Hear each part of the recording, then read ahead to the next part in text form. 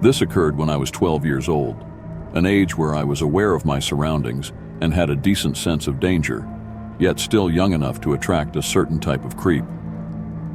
We lived in a fairly busy neighborhood, but our house was on a dead-end street near a forest preserve. Across the street from us was a sump, and if you walked through the forest preserve, you'd end up at a small community park. One Saturday night, there was a mini carnival in the park. Since I had no plans with friends, my mom suggested I check it out. She wasn't the kind of mom who forbade going out after dark. She always let me do my own thing. So I decided to go. I walked through the forest with a flashlight, crossed the fence into the park, and saw the carnival rides lit up. A Ferris wheel, a mini roller coaster, some big spinning rides, along with concession stands and carnival game booths. It was late, so the crowd was sparse. There was also a big red and white striped circus tent where I saw some people entering. I peeked inside and saw 4 rows of people in the audience and 3 clowns performing tricks on a mini stage. One was on a tricycle, another was juggling, and the third was dancing around. The dancing clown noticed me and skipped closer, waving his index finger, signaling for me to come closer or onto the stage. I didn't want to do either, so I walked away. I ran into a friend at one of the carnival games and spent about half an hour with him. Soon, the carnival started closing down and people were leaving. I said goodbye to my friend and headed back toward the woods. I was near the fence when I heard a noise behind me. It was the same clown who had signaled me earlier. He asked if I wanted to check out the backstage area of the circus tent and see some cool things not visible to guests. I quickly said no and walked into the forest, frequently looking back to ensure I wasn't being followed. The clown just stood there, watching me with a painted-on smile, which made the situation even more disturbing. Once I was out of sight, I started running until I was sure he couldn't find me. I didn't tell my mom what happened because I loved having the freedom to go out whenever I wanted, and I feared this might end that privilege. The walk through the woods was about half a mile. I was probably 3/4 of the way home when I heard it again.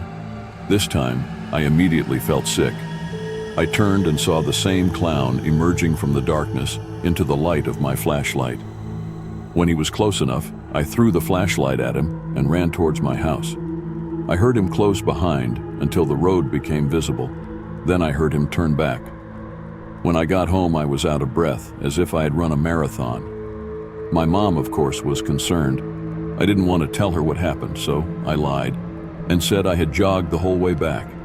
After that, the incident was never mentioned again.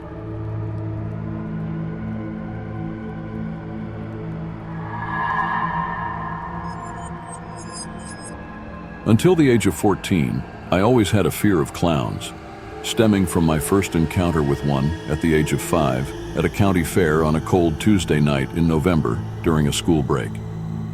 My parents were on vacation, and my sister and brother were out for the night.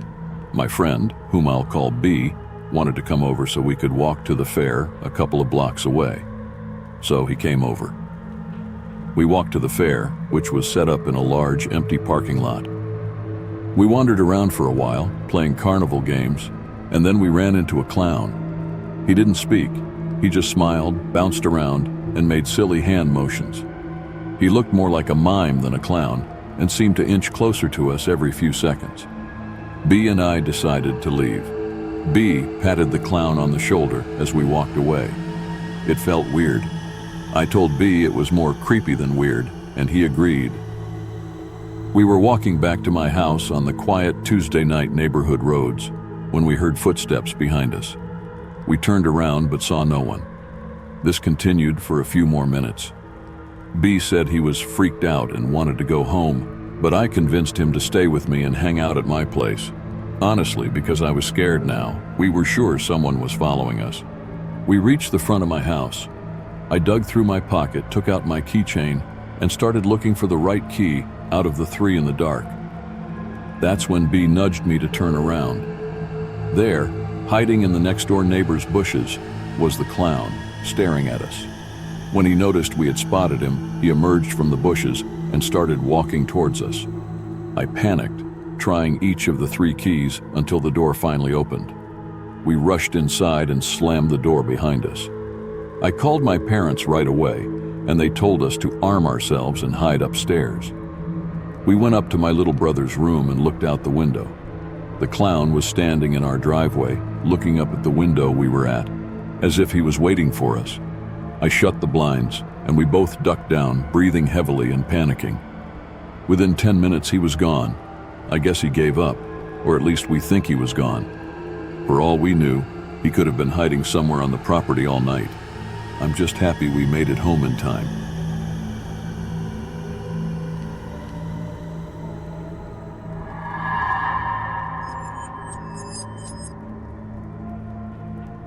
Lately, there have been numerous reports of clowns luring children into the forest, and I was among the first to experience it. It was terrifying.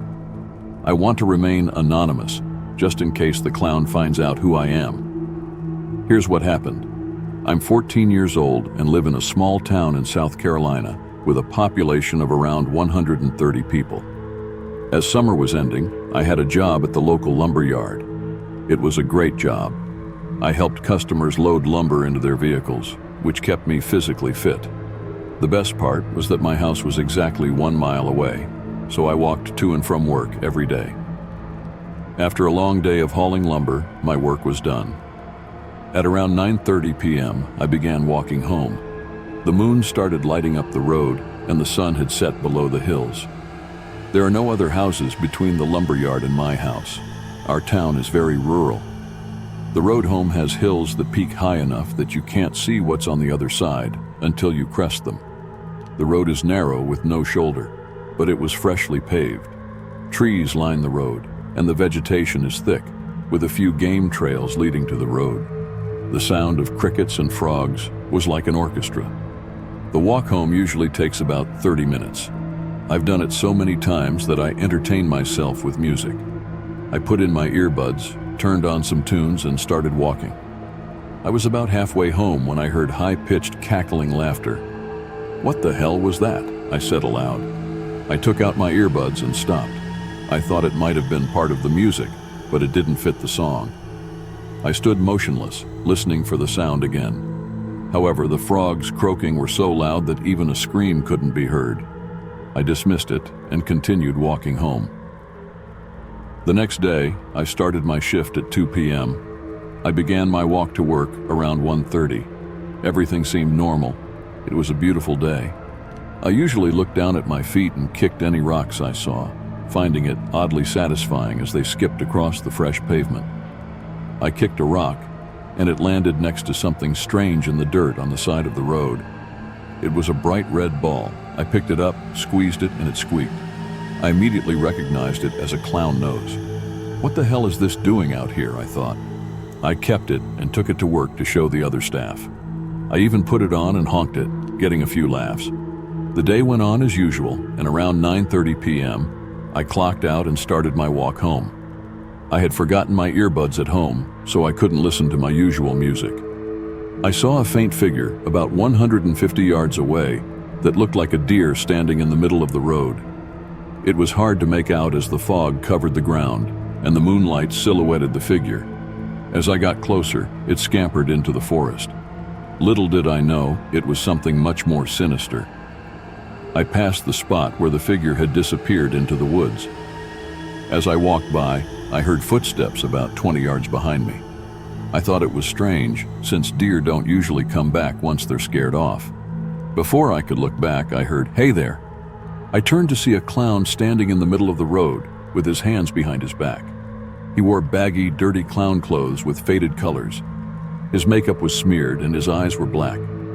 He tilted his head and said, "You have something of mine. I need it back," and gave a creepy laugh. "I don't have anything of yours," I said, starting to walk backward. My house was still a quarter-mile away. Then things took a terrifying turn. "Well, if you don't have my nose, I'll need yours," he said, pulling out what looked like a machete. I turned and ran with all my might down the road. I could hear his bare feet running after me, the blades scraping the asphalt. Despite being in great shape, his footsteps grew louder, getting closer. He giggled, fueling my adrenaline. My lungs burned as I crested the hill. Just then, A truck appeared with its headlights shining on me. I waved frantically. The driver stopped. I looked back quickly and saw nothing, no clown. I told the driver what happened, and he called the police.